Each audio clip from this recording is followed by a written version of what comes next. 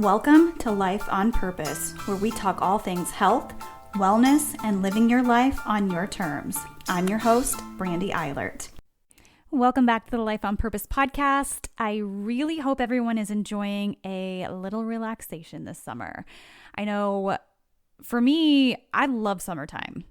I love the longer days. I love having my kids home. I love sleeping in. I love the travel and the fun that comes with summer nights and barbecues. It honestly recharges me. I feel more connected to my family and friends during the summer. So I honestly hate to see it end because I know what's on the other end, and that's busy. And with busy comes the need for more intentional thought and action towards managing stress, overwork, and burnout. Because it seems like things just spiral out of control once, kind of the school starts, and then you've got school activities and kind of your social calendar fills up, and it can spin out of control really easily. But this is why our family vacations aren't geared towards places like Disney. We just got back from, I guess it was a few weeks ago, a beach vacation. And that is my ideal. I don't like crowded spaces. I don't like to squeeze a whole bunch of time or a whole bunch of activity into a little bit of time. I like to be able to recharge. So Disney's like not our thing. So with, overstimulation and FOMO and squeezing activity into every waking hour, it's not how we roll. And yes, I know that's not a popular opinion, and to my kids' detriment, I'd really probably rather stick forks in my eyeballs than to be Disney tired. And I look forward to your comments on how I'm wrong after the show. You can lay it on me, no big deal.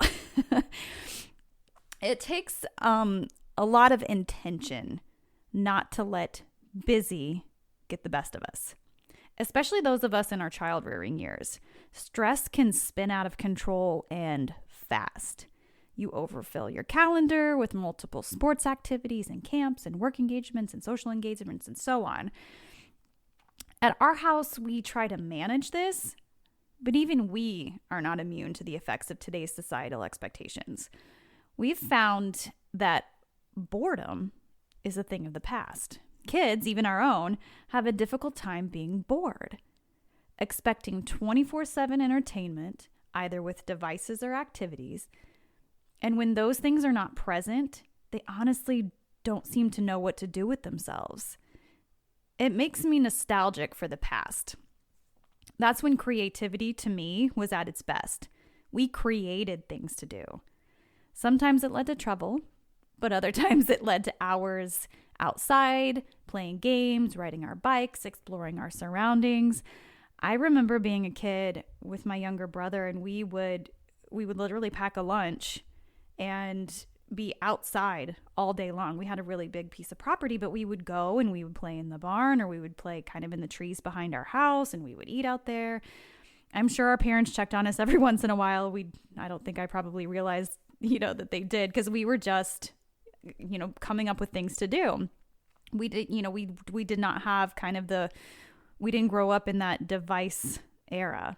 So, I was born in the early 80s, and he was born in the mid 80s. And it was kind of that golden age, I guess. And I'm sure everybody says that about their generation. But honestly, I feel like my kids and other kids don't know how to be bored.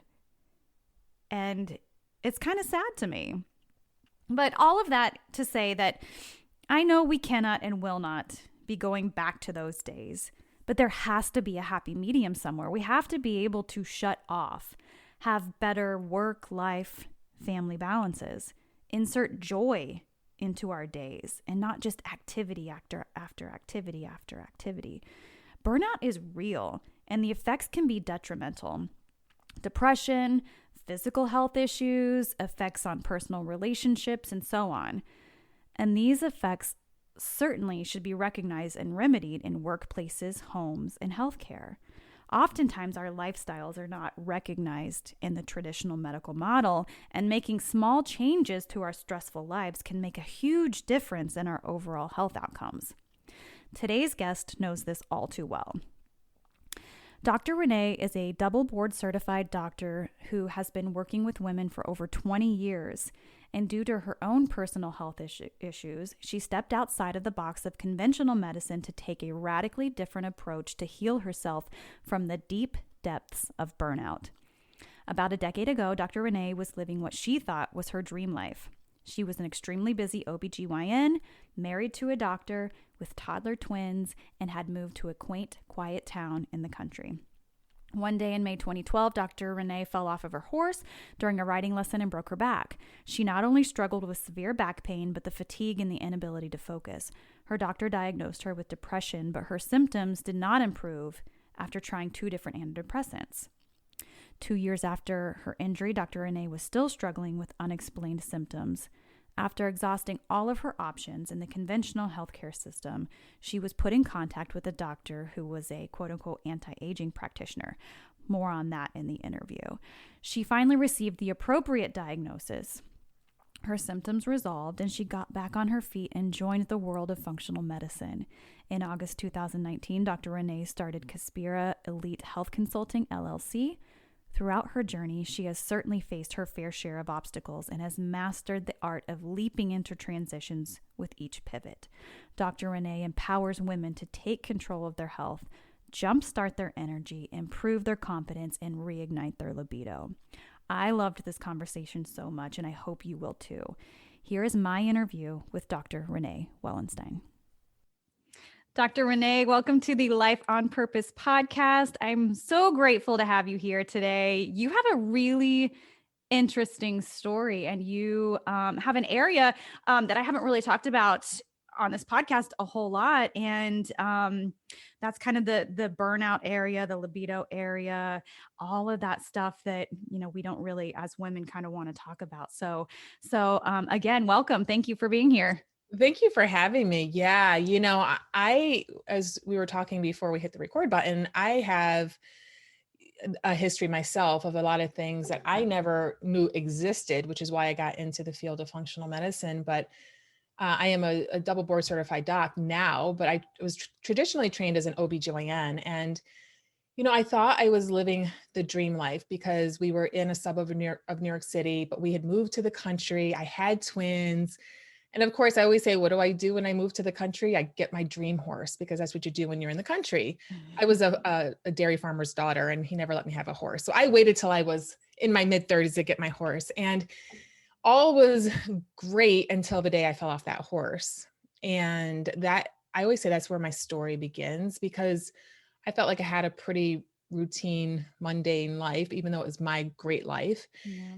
But it was doing what I was supposed to do, which is practice OB/GYN, be a mom. And so that injury actually left me pretty much bedbound for about 6 months, out of work, and chronic back pain. And, I always say I was Humpty Dumpty that fell off the wall that couldn't be put back together again, because my injury was inoperable. And initially I was like, oh my goodness, thank God, because I never wanted my back ever to be operated on. As a OB, I saw all these horror stories with back injuries and back surgeries. And I'm like, oh, I never want that to happen. And here I am in the emergency room being told I have a broken back. And, that kind of ran out at about the 6-month mark. I said, just put me back together again, please, so I can go on with my life. And so they still couldn't, obviously, but I had other procedures done that got me at least off narcotics and back to work. And when I went back to OB/GYN, I actually wasn't practicing my full scope of practice. I couldn't deliver anymore, and I couldn't operate because of the injury. So I sat in the clinic all day doing pap smears, which is really not why I trained so hard and, put all those years in. I really enjoyed the baby delivering and the operating and really feeling like I changed a woman's life. And so I went on like this for a couple of years, but over the course of this time, what was this underlying symptoms aside from my back pain was the fact that I couldn't get out of bed in the morning. I definitely would hit a wall in the afternoon. I really wasn't motivated to do anything, exercise, eat well. I was just exhausted, quite frankly. Yeah. I lived on stimulants like coffee and sugar to get me through the day. And I was, gaining weight. I did not have a libido, all of the things that, I did not feel comfortable in my own skin. And I think worst of all, the two worst things were that I didn't feel fulfilled in my job, and I didn't feel like a good mom, because here my twins were looking at me on the couch going, Mom, we want to do this, we want to do that. And I said, Mommy can't, she doesn't feel good. She's tired, her back hurts, whatever. One of the many things that I felt. So when I laid in bed one night with my husband and said, I just can't go on living like this. And I never had a thought up until then, but I just could not picture living my life feeling as awful as I felt. I went to my doctor and I said, I gave her all my symptoms, and she said, well, it sounds like depression. And being conventionally trained as an OBGYN, I said, yeah, I know I have to shove myself into a box of a diagnosis. I get it, but it just doesn't feel like depression. But looking at all my symptoms, that's what it's got to be. So I did shove myself into that little box. And of course, what comes with a box but a pill? So I started an antidepressant. And what happened on that medication is I had all of the side effects, and I still continue to have all my symptoms. So I went on a couple months and went back for my follow-up, and I said, it's not working. I'm having all of the side effects. None, I still feel awful. I still can't get out of bed in the morning. So what do regular docs do? Like I used to do, is if one medication doesn't work, you just try another. It's not like I have the wrong diagnosis. We have the wrong medication. And quite honestly, she didn't know what else could be going on with me. So we started a second medication, and same thing happened. All the side effects, no resolution of my symptoms. That's when I said, I've had enough. Like something is not right.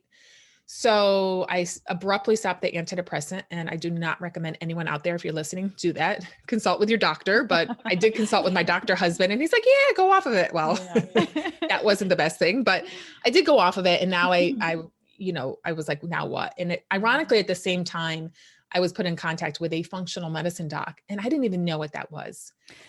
So before you continue, who, like, as a conventionally trained doctor, how did you even think to go that route? Like, who introduced you to this?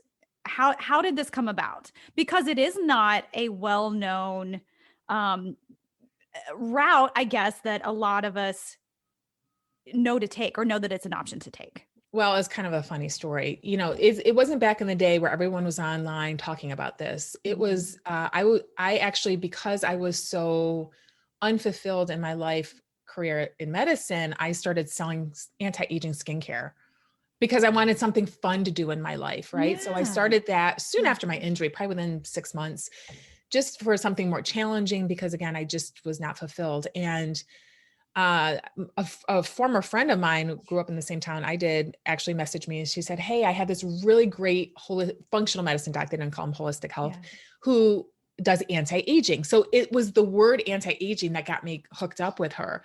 It was nothing on my part. It was nothing that I saw out there, which is why I'm here and you're here, right? We're here to like preach this from the rooftops, but it was the grace of God, the universe, whatever, that actually put her in my world. Mm-hmm. And it was the common ground of anti-aging skincare. Now, when I got on the phone with her, I was, all about saying, hey, you want to try my products? And she's like, no, I have my own, but hey, you want to try functional medicine? And I was like, what is that? So I remember that goes against everything I know to be true about medicine. Yeah. Well, here I am on my computer in bed one night talking to her, and I'm Googling everything as she's talking. And I was like, oh, this is interesting, this functional medicine concept, because I totally didn't see this coming. Yeah. And I just was on trying to sell her some skincare. And so she was like, and then she said, I know that you have some things going on. Tell me about it. And I told her. And she said, it's not depression. And she goes, I think you have adrenal dysfunction, some sort of we called it adrenal fatigue back then. Yeah. And I was like, whoa. And here I am Googling away as she's talking, right? And when I looked at all the symptoms, I'm like, oh my gosh, that is me. Why doesn't anyone else know about this? Yeah. Why did I go to medical school, do a residency, been practicing for 15 years, and now I'm just finding out about this? Right. So right then and there, and it's a funny story because the same night, my husband, I got on the phone with her and my computer, and he walked into the shower. And when he came out, I was like, I closed my computer, got off the phone, and I said, okay, so I have adrenal dysfunction. I'm going to go see this doctor. She's going to make sure that confirm the diagnosis with some blood work. And this is my treatment plan. It's not going to get better overnight, but okay, at least I have a name for how I'm feeling. And oh, by the way, I'm going back and doing a fellowship and joining her in practice in September. How did that go over? He goes, how long was I in the shower for? And in there, I said, I'm leaving my job at the hospital, Yeah. just so I can, my point was, I thought at this point, I found the answer for me. Yeah. I had felt so helpless and hopeless for so long, to the point where I contemplated not living anymore. That, Mhm. you're like rock bottom when that happens, right? Right. I didn't have a plan, but just the thought of that coming in my head, it's like, oh my gosh, that really just made me think I have to do something. And to think that there is a way of getting healthy and feeling better that's at the tip of our fingers. And I always say it's Yeah. simple, it's not easy, but it's simple. Right. And so, that's what got me into functional medicine. I did exactly what I told my husband that night I was going to do. And he's very supportive. And so I went back, I did my fellowship. And the thing is, once I started learning about functional medicine and holistic healing and the fact that our bodies are really meant to heal, the more disenamored I became with the way I was conventionally trained, with making a distinct diagnosis as opposed to just looking at all of the symptoms and trying to find one root cause. Yeah. And then after making that diagnosis, putting a pill on it. And I realized, gosh, not everything needs a pill. And so, combined with my feelings of that hopeless, helpless, like feeling like no one's there to help me. Because at this point, when I had failed the second antidepressant, my doc was like, you're just gonna have to live with this. Like, I don't know what else to do. And I love her. Don't get me wrong. She's wonderful. She's just like, I don't know what else this could be. And by this point, also, I'd flunked out of physical therapy. No one really wanted to take care of me anymore in my world of medicine. Right. And here I always say, here I am. I'm in the medical world, and I can't even get help. And there's no answers. Right. No answers. So it's not until this, again, this woman got put in my world, and I was like, oh my gosh, like, wow, like there's this whole world of medicine out there that you can actually get healthy without, a distinct diagnosis necessarily. We kind of have an idea of what's going on, but then not necessarily needing medications. And with that being said, I'm not against medications. I just don't think we need it for every little symptom we have. Well, I guess, and maybe this is a little harsh or maybe not, but how disillusioned do you become with how you were doing things before and how it can be done? And how frustrated do you get that, hey, we could be doing this completely differently because me as a physician cannot get help, cannot get answers. And I am being told, I'm sorry, I just don't know what it is. Live with it. Mm-hmm. And what part of you is just like, okay, yeah, that's not an option for me. Yeah. Yeah. I was in that world, I always say ignorance is bliss. I didn't know any better when I was in that world. And when I was going through my initial treatment, I didn't know any better. When I get to the other side and now I know better, number one, I can't practice in that setting anymore because I am not of the belief that I, need to give a pill for everything. And the type of patient I was seeing was in that mentality of giving me the pill for the symptom, because that's how we've conditioned our society. Right. Right. And, and it was, I just shook my head going, wow, like all of this was right in front of me for all these years. I went to med school. I learned all this science, and like, too bad there couldn't have been a marrying of the two, of like a little bit of pills when necessary, needed, antibiotics or like life-saving medications, and a little bit of, let's try to change your lifestyle, maybe strategic supplementation, to get you feeling better. So, right. The big question therein lies, why can't it be complementary? Why can't these two worlds complement one another? And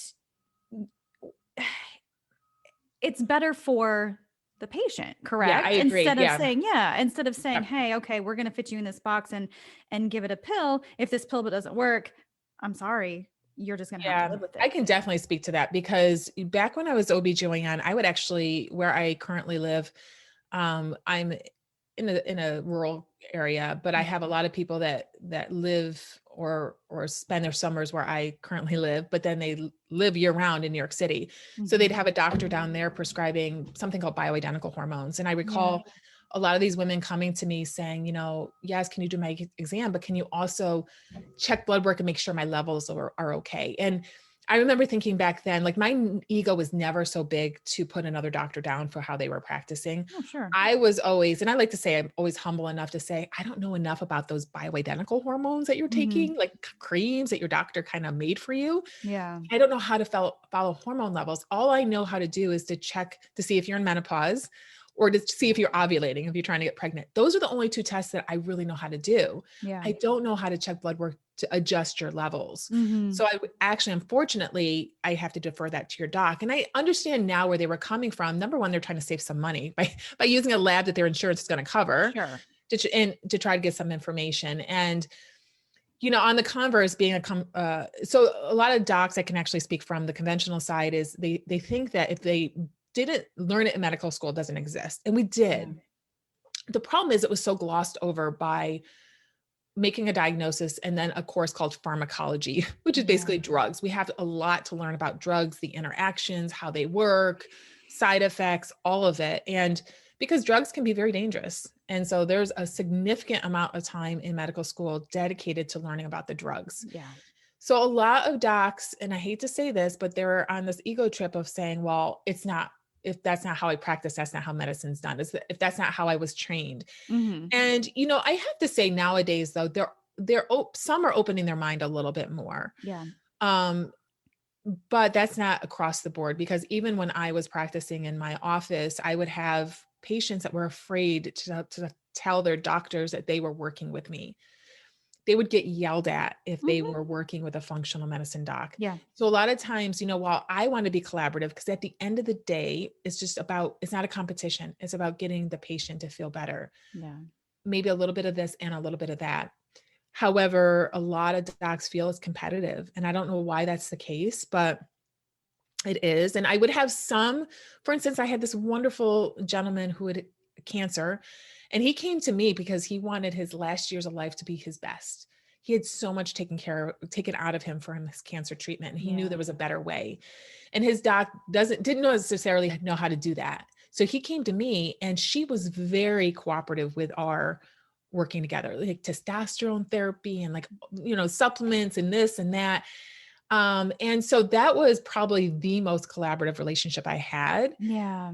And it's just sad because I saw how it could be. And it was just really sad that we couldn't have more of that going on. For instance, I have a lot of men that would be put on testosterone, and they go to the urologist, get off that stuff. It's making this. And then they come back into me crying, feeling like they felt when they first came, because they needed their testosterone, but their doctor, they were getting mixed messages, and there was not support for what we were trying to achieve for his quality of life. Which is really interesting, because there's obviously this gap that needs to be bridged, because I think patients forget, and I was one of those, that we have a choice in how we receive treatment. And we also forget that we can go and say, okay, this feels better to me than this. How do we make this work? And then it's up to the practitioner to either work with you or not. And if you don't have a practitioner that's willing to work with what you want, then we need to figure this out. And I think that it's important for people, and I guess you've been on both sides of this, to understand that you have options.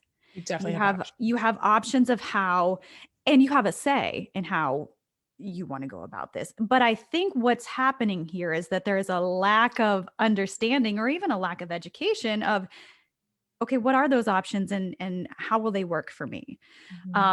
Because, we've had this kind of, like you said, this conditioning of, this is the only way that you can be treated, and that's the conventional way, which in reality, that quote unquote conventional way is fairly new compared to how we've done it, for thousands of years before that, which is kind of this whole body approach.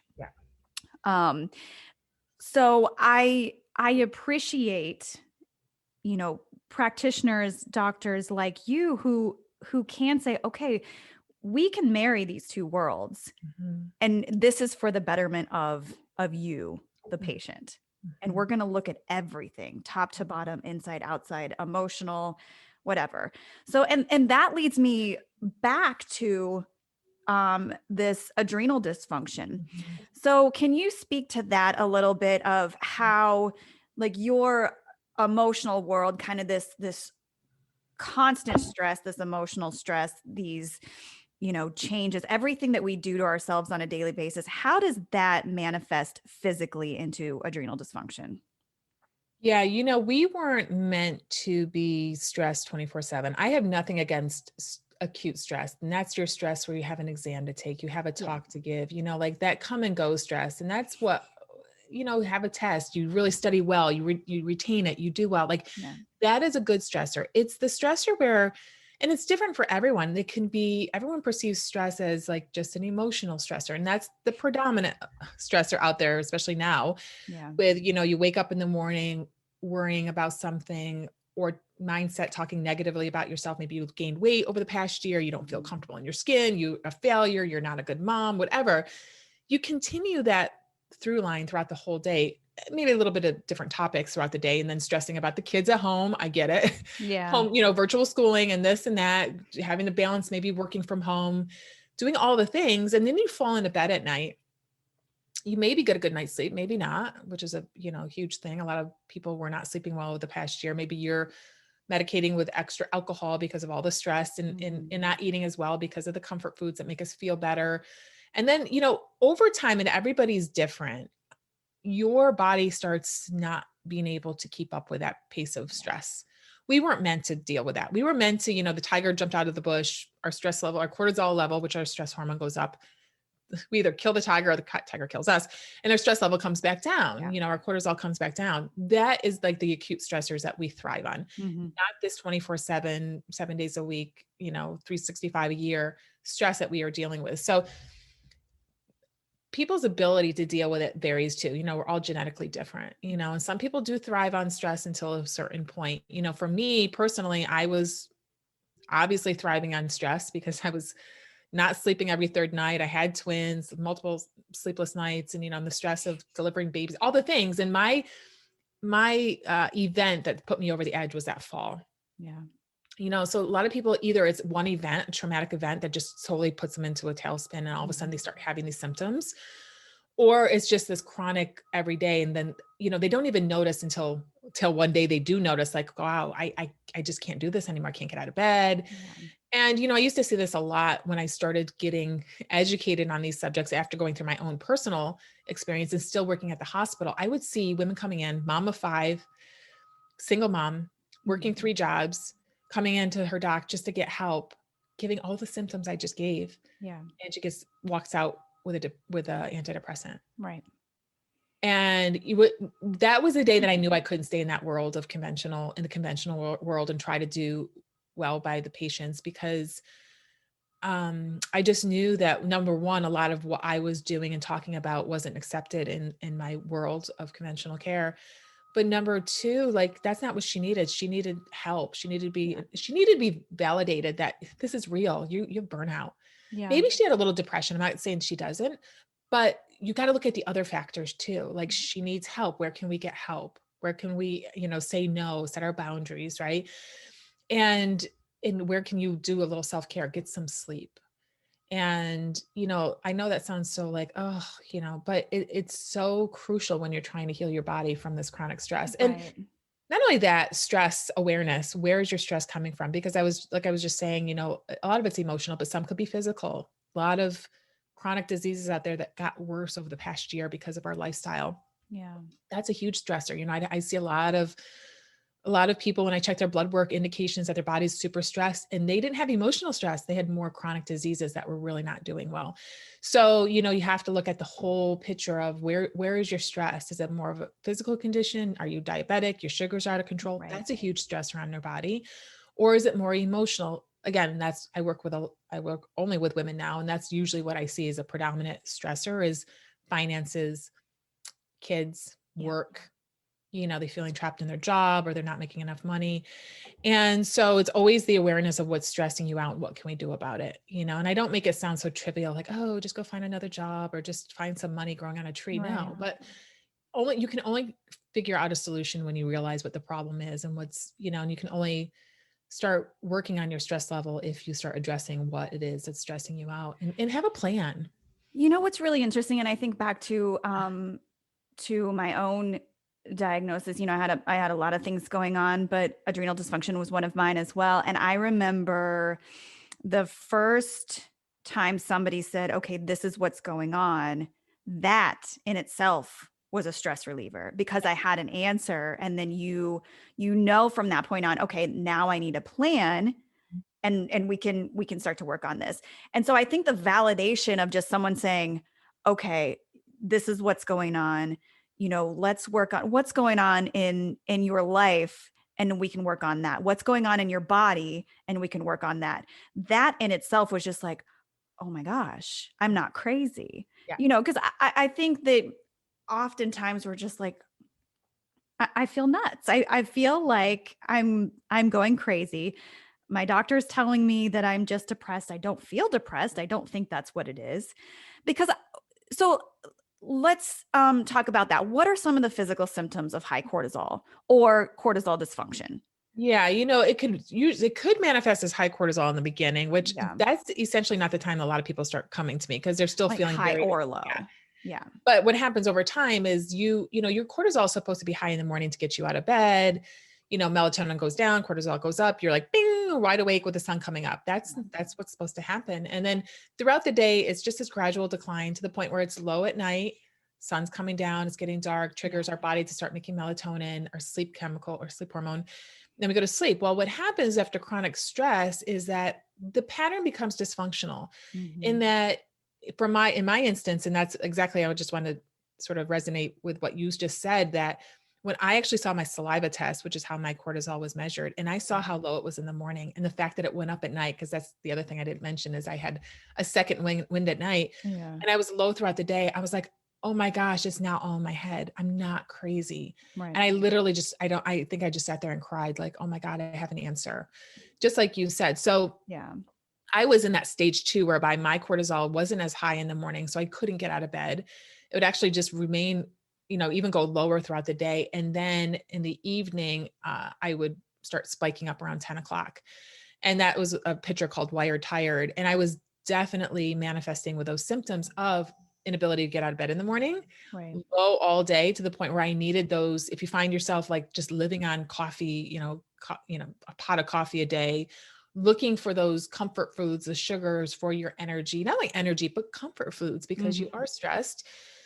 And then, potentially if you don't go to bed by 10 o'clock at night, you all of a sudden like, whoo, I can party. I'm ready to go. Like that's stage 2. There are some people that it's across the board. They're exhausted all day. And that's usually like, and I can now see that in other people where they just can't. And I've seen it on cortisol curves. Like they're just low throughout the whole day. It manifests in their energy and they're just like, they just can't get up and go. Like they're all day. And it's just a struggle for them to put one foot in front of the other, let alone doing all of the other things that are going to actually help their bodies heal, which is eating real food as opposed to a lot of processed packaged sugary foods, which is what we turn to. They're probably not sleeping well, which really their body needs to sleep, which is going to only heighten the problem. Yeah. And then, again, like somebody, a physician not being able to say, hey, maybe what are you eating? And is this what you're eating putting fuel on the fire of what? So somebody like you, who has both the conventional and the functional side of things, would be like, okay, hey, we're going to look at this other area. This is what the answer is. This is what you have. This is what's going on. Now, what kind of fuel are you putting on that fire? And let's stop doing that, and it sounds so simple. But it's almost, like you said, it's kind of a relief of, all right, let's, we've got answers and now I know what to do and to stop doing and to move forward here. Like I said before, it's simple, but it's not easy. And it's easy for us to talk about it. But, when you have, and again, we were both in that situation, right? Where, your doc says eat real foods. I'm like, okay, that's really hard. So what I find for a lot of women is this is where my strategic supplementation comes in, where I actually have to try to give them some supplements. And I always say I love supplements, but they can be like medications. Like you can pour a ton of supplements on to cover up a problem and not get to the root cause. So I strategically use them. Okay, if you have adrenal issues, let's maybe give you a B complex for a little more energy, right? Let's maybe give you what they call an adrenal gland adaptogen, which is going to adapt your cortisol to where it needs to be. Let's give you a little bit of a natural pump, a little energy boost to the point where you actually feel like making food. Like you don't feel like going, because I was that person. I'd go to the cabinet. It would be so exhausting to think of making a salad. I would just go open up my cabinet and grab a bag of chips, Right. right? It's so Does much that easier. Yeah. so much easier. Was that fueling my body? No, but was it allowing me to get back on that couch and lay down again? Absolutely. Right. So, we say a lot of these things and I get it, but sometimes you just have to, and there's baby steps, right? Like it's Yeah. just like, okay, swap out one unhealthy thing a day for better food. And it's just cumulative. It builds and healthier habits. You're going to find you starting to feel better. But just like you said, having that diagnosis and, oh my God, it's not in my head. Right. I can do something about it and having a little bit of a plan. So, and I think you said something really important there is that, it's not easy. And again, we've been really conditioned to, hey, take this pill and have an immediate, you're supposed to Mhm. have an immediate effect, see an immediate reaction, good or bad. And sometimes you do, and sometimes you don't. Yeah. But we are used to looking to this like immediate relief. Yeah. And that is not how this kind of treatment works. No. It is hard work. And I've said this multiple times on this show is that it took you a long time to get here. It's going to take you a long time to get back. Not forever, but it's not going to be an immediate effect. But once you do start seeing the fruits of your labor, it's like, oh my gosh, what else can I do? Mhm. And you see that energy just to get better rise and rise and rise. Yeah. And how many people, once you know it's not in your head, is like Yeah. that's part of the problem. And then, like I said, just giving a few little tweaks and, giving the women especially permission Yeah. to like take a nap if you need a nap. I'm not saying push through your day. Take a nap. Like Yeah. have grace on yourself. We're all super women trying to do it all. And, at the end of the day, you can say you did it all, but you're not going to get a trophy. You're going to fall into bed at night, so Yeah. ask for help. Where can you ask for help? Because once again, once you have that diagnosis, oh, there is something going on. I give you permission to ask your Right. husband to help you around the house with groceries, making meals, doing dishes, helping the kids with homework, Yeah. whatever. It's just that, oh, I can ask for help. Okay. You know what I've found interesting talking to a lot of clients over the last couple of years and talking to practitioners like yourself and kind of just being in this world is that I don't think we allow ourselves to be joyful.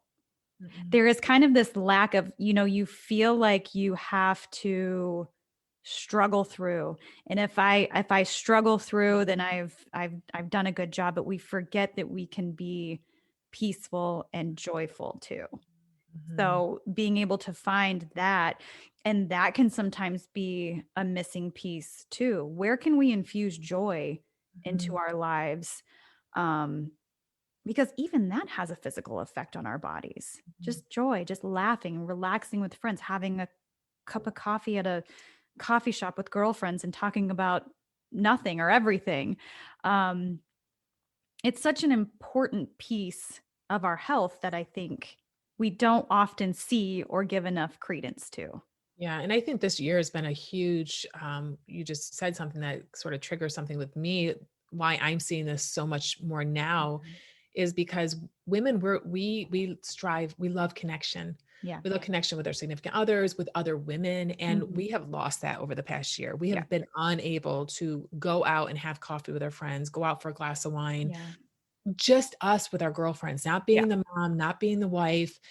And so that has taken a huge toll on stress levels because what has happened is that time we would have reserved for going out, we filled in with something else, Yeah. probably serving somebody else, like the Yeah. kids, like the Mhm. husband, like work, right? And so Right.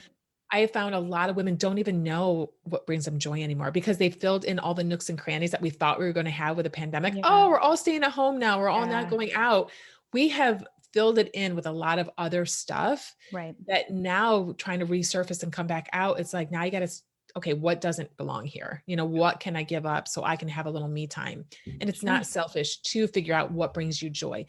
It's not selfish to have a half hour to yourself a day. Go take a walk. Yeah. I personally love to meditate, or read or, but not everyone loves that. Go out and take a walk, go read a book, go sit Yeah. out in the sun, whatever you whatever you want, whatever is going to make you feel good. Right. And how significant is burnout? Because I think burnout is such a thing across the board, both male and female, but you see it so much, I think, with women. Mhm. and wearing all these hats. Not to say that men, don't wear a lot of hats as well and don't suffer from burnout as well, but how significant is that in the adrenal issues, in the libido issues, in the hormone imbalance issues?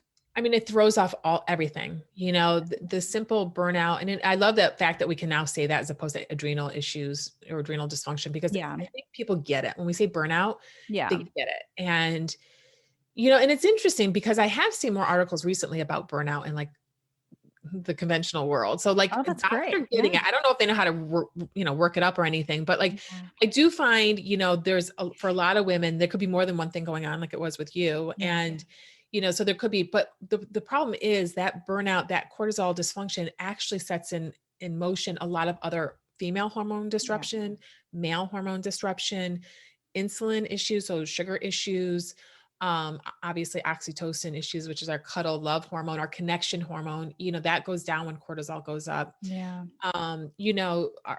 Like we don't think as well. Our brain, actually areas of our brain start changing like size because of chronic stress, Yeah. gut dysfunction. Stress in and of itself can cause gut issues, gut health issues, but not only that, then that trickle down of like what we're choosing to eat, will definitely trickle down to gut dysfunction. And so really burnout sets it all in libido, of course, because libido, when I address libido in women, it's not just when I do an entire talk on libido, it's not just like, okay, testosterone, because that's usually that's what I thought it was as an OB. And actually I didn't even talk about it as an OB because I didn't really have that FDA approved medication for women. Pivot 180 to functional medicine, whereby I was asking every single woman about it. And I was still playing a lot with hormone replacement, but then I found out like, wow, this isn't working either. Yeah. So it's much more. So women, I hate to say it, ladies, we are complex.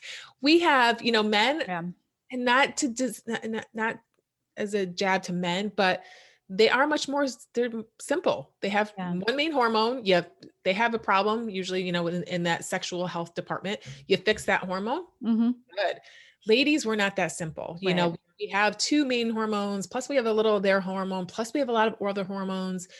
So, it could be related to your gut. It could be related to your female hormones, your thyroid hormone, your insulin. It could be related to toxins, mindset, relationship, stress. Stress is huge. I think so, and again, its impact on the female hormones and the gut and everything causes a low libido. So it is, and I find every woman I work with a low libido, which is again, a taboo topic that nobody talks about, which is why I'm talking about it.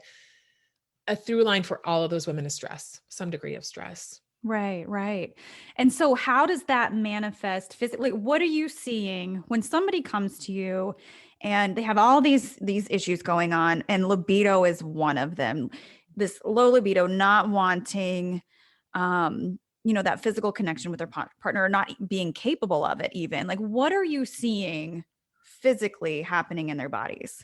It varies. Mhm. And here's the thing. When I talk about low libido, I always say it's just another symptom, right? Oh, Like yeah. it's always low libido and. Yeah. So I've had low libido and vaginal dryness, low Mhm. libido and stress, low libido and autoimmune conditions, so like it's always the and. And, my approach to libido is not like, okay, use this lubricant, or, I mean, again, vaginal dryness, that's a different story, right? Sure. And the interesting thing with that client is that, come to find out, when we improve the relationship communication, which is a huge thing that nobody ever thinks about, like, hello, got to talk about what you want, not in and out of the bedroom. When we talk about stress, how can your partner help you? Like, can they help with the kids? Can they help with the grocery? And, that just inherently will take something off of our plate. Mm-hmm. They can help. And that connection, like, oh gosh, you want to help me. Like, you're listening to me. You want to help me. Boom, right there is that immediate, like, you do love me and appreciate me, and, might lead to something else, Sure, right. So just that there was a lot of like miscommunication I found with a lot of the clients I work with their couple, with their significant others, as far as expectations in the house and in the bedroom. So for instance, the one with the woman with the vaginal dryness, come to find out her husband was just fine with where their activity was at. And I was like, okay. she was, but she thought he wasn't. So when they talked and they're like, oh no, he's like, I'm good. Like, I really love how we cuddle on the couch and like, it doesn't always have to lead to the bedroom. She's like, Gotcha. So it oh came my down to a God, communication issue. communication, and we corrected Right. her other female issues, but like, it's like, just and you think it's a problem, but talk to him about it and talk to him Yeah. about the fact that, this is something that you really want to improve, Yeah. but it takes a little bit of investigative work to get to the root cause of like, exactly why do I not feel like I want to do this all the time, Yeah. or not even all the time. And when I say low libido, it's different for everyone. I always say if it's not where you want it to be, then we might have a problem. It might be something Yeah. not necessarily a problem you want to look at. And, so when it's a libido issue, and I a lot Mhm. of times have to figure out that and before we Right. can, because that and will solve the many I was going problems. to say, so it's kind of like this cascade effect of, maybe there's an imbalance here that's cascading down into all these other issues, libido being one of them, or, a hormone issue that's throwing everything out of whack, or, is it physical? Is it emotional? So all these things. So you're kind of like this well-rounded, hey, let's look at all of these areas and see how they're affecting you, which I find is really funny that you wouldn't typically walk into your traditional OBGYN and say in her ask you, are you guys talking? Are you, kind of digging into those other pieces? I think somebody would be like, whoa, hey, that's a little personal. Yeah, I'm the only doc that talks about mindset and relationships, because I find that's the through line with all of my clients is like, there Yeah. is definitely a breakdown of communication on Yeah. both sides. And there is generally a mindset issue, like for Yeah. instance, if again, we're coming off a pandemic and a lot of women gained weight and lost control of their health And sometimes their household. I mean, if you think oh about just how many people were working from home with all of their yeah. and schooling from home and all their children. And yeah, I imagine the stress levels were through the roof for a Yeah, and lot they of feel people this so year. out of control. Yeah. And so, if they don't feel comfortable in their body and their skin, but putting their shorts on and they're not quite fitting from last year, and then she doesn't want to get naked in front of her husband or boyfriend, Right. it's like, that might be a problem with your Yeah. libido. Because if you don't want to, you have to have Yeah. the lights off and it has to be dark. And so like we talk about all of it. And Yeah. the mindset issue too, with the negative self-talk and thoughts feed into that stress as well. So it is really this intertwined little web that is Well, we what's that really we have to interesting, and I don't know if I want this sounds really cheesy, and I don't even know if this is the right way to describe it, but it feels very customized. So your care is very customized to oh the yeah. individual person and what their individual needs, blocks, physiology, whatever is going on, it's very customized to that, That's the which I beauty of, think we're all missing. yeah. Um, None of us wants to be put in a box. I know, through my own experience, it was very kind of brushed off, put in a box. You're fine. If this doesn't work, I don't know what to do with you. Mhm. And that feels very disempowering. And I feel like women especially need to feel empowered in their own bodies and in their own health, and taking control of their own health and asking for what they want, need in a partner, in a physician, in a practitioner, all of it. Mhm. All of it. And I don't think that we quite talk about that enough or allow ourselves that freedom to do so. Mhm. Yeah. I do find, functional medicine is a lot harder than conventional. Yeah. Or It's a puzzle a lot of it's the a time. puzzle. It's, no, I always say no two women have the same treatment protocol. Everyone, it is completely personalized and individualized to what Yeah. is going on with you. Mhm. So when I come on and talk, there are a lot of variables. And I always hope that someone listening will get an aha moment like, oh, I'm not Yeah. talking to my partner. I'm not telling them what I want. Maybe that's the missing point, or piece. Stress. Oh, yeah, I have a lot of stress. I just have to be, so like they can take away some of the components and really evaluate, because I always say you have to be an advocate for your own health. Yeah. There's a lot of information out there in the online world, and some of it's Yeah. good and some of it's not as good, but a woman can definitely start researching and start putting her puzzle pieces together and start, making her own little roadmap of how to get better. It just takes a little bit of consistency, one foot in front of the other, just keep moving Right. ahead. And Yeah, I said after I left conventional medicine that you really just have to be your own advocate. And if, like you said, if you're not getting the answers you'd like, maybe you need to find a new doc that will work more with how you want to be cared for. Exactly, exactly. And I think we need to be reminded that that's okay. That's okay. It's Mhm. okay. It's okay if you want to do this differently. I find myself oftentimes defending myself and defending my choices and how Mhm. I treat my health, my family's health, et cetera, because it's very different than a lot of people around us. Mhm. And it's constantly like in defense, in defense, in defense. Yet I'll get phone calls and say, hey, what herb were you using, for that one time? Or what it was acupuncture? Did it work for such and such? Or, like all these questions, they want to know how these things are working, but it's kind of like, this is a whole different world. I don't know anything about it. Um, and that brings me to a question that's kind of, I don't know, controversial maybe. When we talk about quote unquote science, why do we feel like we can cherry pick science when there is science on both sides? There's the very hard science of traditional medicine, and there's also very hard science behind nutrition Mhm. and cortisol Mhm. dysfunction and all this stuff. So why do we feel like science is only on one side?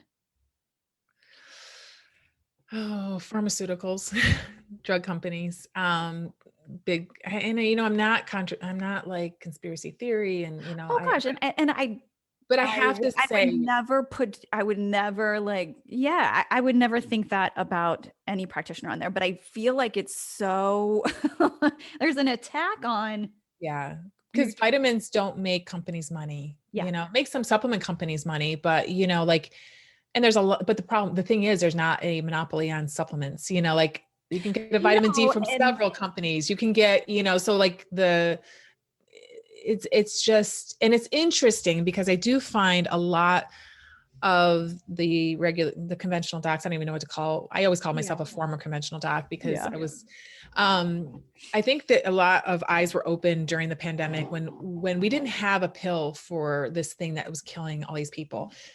And it's funny, I have a friend, he's in New Jersey, and he thinks like I do, but practices in the conventional world. And he's yeah. like, Renee, it's so funny. All these docs I work with can't even pronounce these supplements, but they're recommending them to the patients because now Yeah. we're looking to the studies that are being done on supplements because we have nothing else.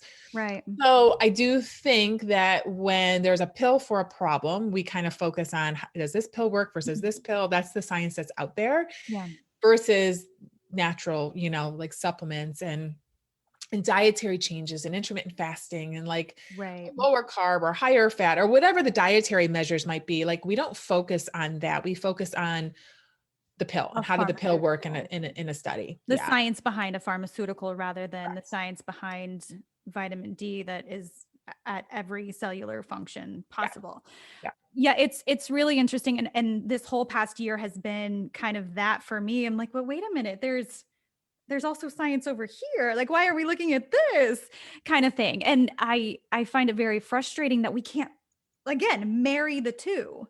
Yeah, and the only other thing in defense of my doctor friends, because again, I'm married to one who's still in that world, and I Yeah. was one, is that we don't have a whole lot of time to do a whole lot of research. Like we barely have enough time to Yeah. see all the patients that need to be seen and keep up with our requirements for practicing safe prescribing medication practice, like, so we have to keep up Right. with new medications coming out and the side effects and the indications. And this whole year, there was really no learning about anything else but how to deal and keep Yeah. people alive and feel better. But even aside from that, docs don't have a ton of time to do outside learning. They're doing their own requirements for their field. They're keeping up with the meds, the new drugs, because the drug reps are coming in talking about new medications that are coming out, the new and greatest, Yeah.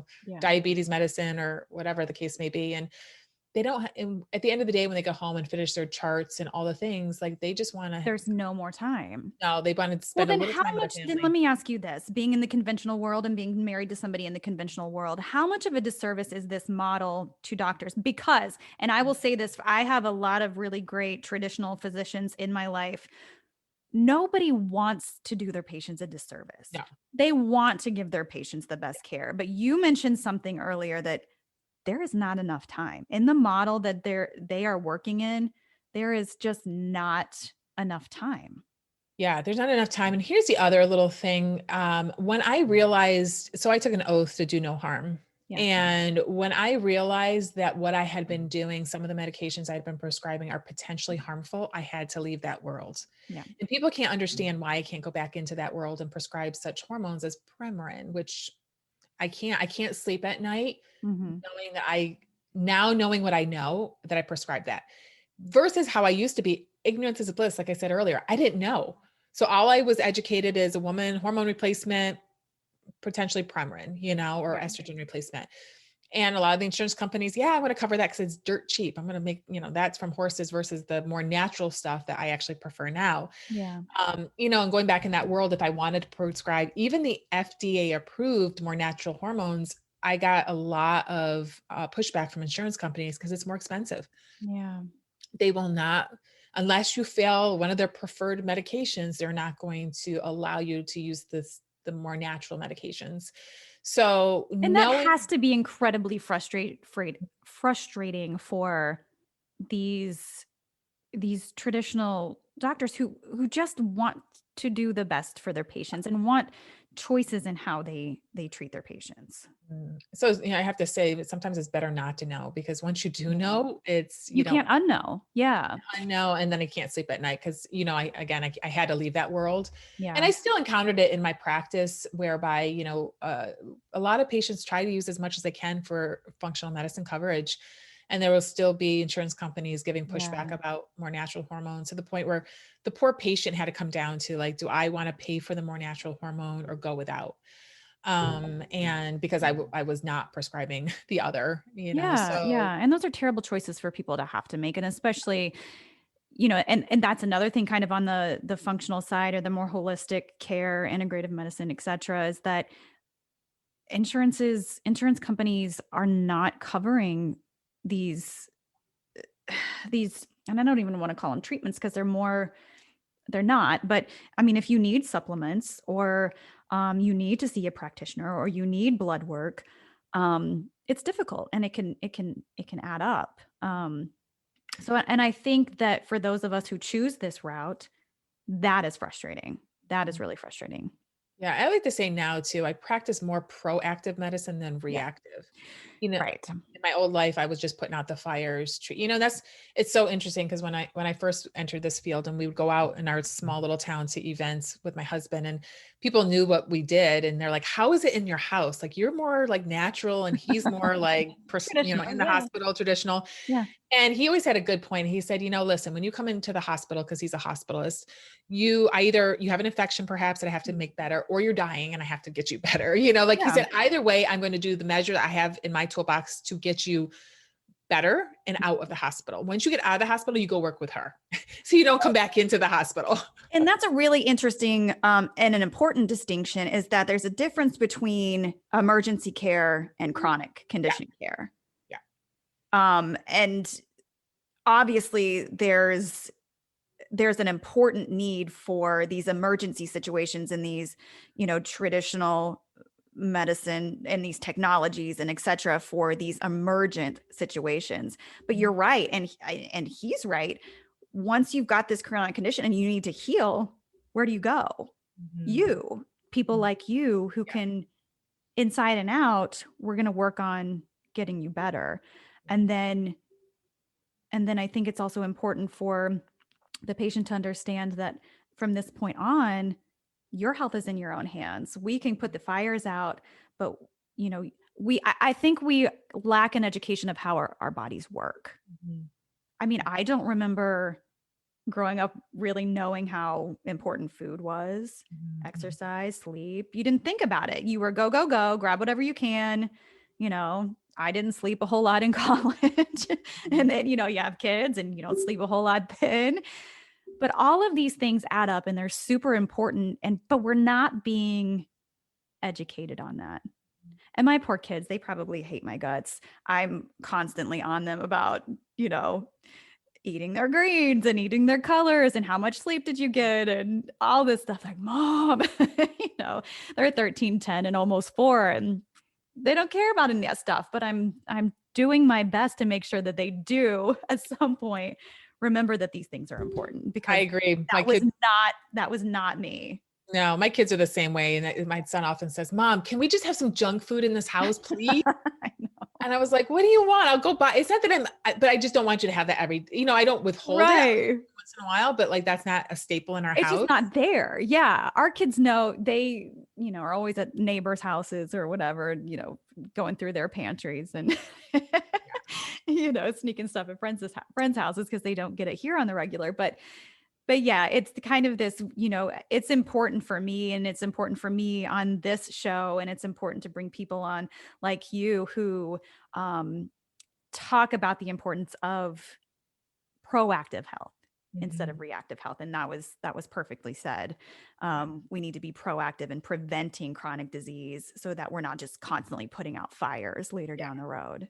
And here's another thing I'd love to say, is a lot of times I will come in contact with women that have like near, I don't want to say near death experiences, but cancer diagnoses before they have that wake up call to get better. And I just want to empower your audience of like, don't let it get to that point. Like if you find that you're just, maybe you do have a couple of conditions and like, it's never too late. I mean, and again, they're all success stories of the women I've talked to. But then they had to go extremes of like raw vegan and like, going to Mexico and getting ozone and all these things. Like, I don't want it to be that extreme You're like, we need balance here. Yeah. We need balance. So maybe, if you feel like you're going down that road of poorer health and just don't feel good. And that's the other thing. A lot of women just don't know how they feel. We're not in our bodies enough. Like we're always on the go doing the next thing. Like, how do you feel? Like, really, how do you feel? How's your gut? Do you feel bloated? Do you feel tired? Do you feel like you run out of steam at the end of the day? Just become aware how you feel. And if you want to feel better, it's all at your fingertips. You totally can feel better. Everyone can do this. Right. And I think that's an important distinction too, is that you don't have to accept if someone says, okay, well, there's nothing that I can do, I'm sorry. You don't have to accept that. Yep. And I remember I had to get to a point where I was like, wow, I don't accept that this is going to be how I feel for the rest of my life. I was really young when I got my diagnoses. And I just remember thinking, yeah, that I can't do that. I don't accept that. And I think that it's important for women, men, anybody to say, okay, wow, there has to be another way. And there are other ways, and to know that there are other ways. Yep. That's what we're here. We're here to preach it from the rooftops, right? That there are other ways, that you don't have to accept the normal when you don't feel like it's normal, or this is just the way it's going to have to be. Yeah. Well, Dr. Renee, this has been an amazing conversation. How can people find you? What are the services that you offer? How can they work with you? Oh, well, finding me, I am all across all social media. I am, as far as TikTok, I am everywhere. Just, again, Instagram, Facebook, TikTok, just YouTube, a podcast, just trying really just to get the information out there. I just think our platforms, using them just to like, if one woman hears something today on this show that says, oh my gosh, maybe it's not in my head. There is hope for me. Yeah. Boom. Right. So I try to give as much free information as I can out there on all of my social media platforms. So Dr. Renee Wellenstein across the board, Happy, Healthy, and Holistic with Dr. Renee at the podcast. And then my website, drreneewellenstein.com. I currently prefer to work with women one-on-one. However, the applications to work with me have been a lot lately. So I'm currently trying to figure out other ways of serving women on a larger scale to help them get that transformation they're looking for without necessarily investing and working with me one-on-one. So, Fantastic. If you're interested, well, I will add all of those in the show notes so that people can find you. And this has been amazing. So thank you so much. And I hope that we get to talk on this show again about all of the other great things that you have going on. I know we could talk forever, right? This has been great. Thank you for having me. Yes. Thank you so much.